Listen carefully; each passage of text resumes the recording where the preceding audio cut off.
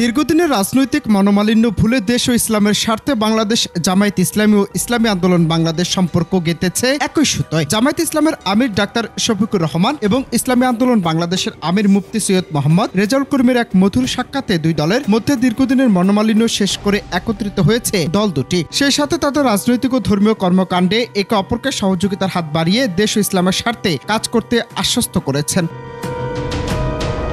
ইসলামী আন্দোলন বাংলাদেশের আমির মুফতি সৈয়দ মোহাম্মদ রেজাউল করিম বলেছেন, বাংলাদেশ আজ 54 বছরে পদার্পণ করেছে। 53 বছরের স্বাধীনতার মধ্যে যারা দেশ পরিচালনা করেছেন তাদের মাধ্যমে জনগণের যে আশা আকাঙ্ক্ষা ছিল তা পূর্ণ হয়নি। আমাদের কাজ আল্লাহর নির্দেশে দেশের কল্যাণে কাজ করা।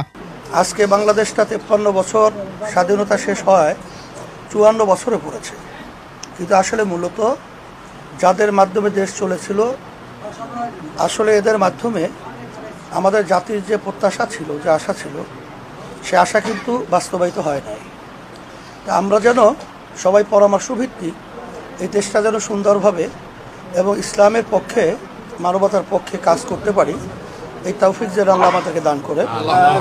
এ সময় জামায়াতের আমির ডাক্তার শফিকুর রহমান বলেন, আমি আজকের এই মঞ্চ থেকে বলতে চাই, আমরা শুধুমাত্র আল্লাহর জন্যই একত্রিত হয়ে কাজ করছি এবং ভবিষ্যতও করে যাব। আমাদের দেশে 18 কোটি মানুষের মধ্যে 90% মানুষ নিজেদের মুসলমান হিসেবে পরিচয় দেয়, তবে বাকি 10% তারা কম বেশি যারা আছেন তারাও এই দেশের মানুষ। যদিও জামায়াতের আমির আরো বলেছিলেন, 54 বছরে বাংলাদেশের মানুষ তাদের সঠিক মর্যাদা পায়নি। এর প্রধান দুটি কারণ, এক হচ্ছে দুর্নীতি এবং দুই হচ্ছে দুঃশাসন। যেখানে আল্লাহর বিধান থাকবে না সেখানে দুর্নীতি ও দুঃশাসন থাকবে, এটা স্বাভাবিক।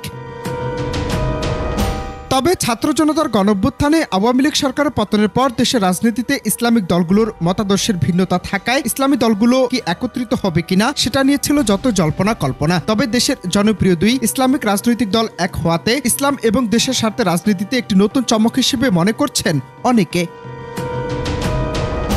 অনন্ত হাসান মাসুদ, বাংলা টিভি।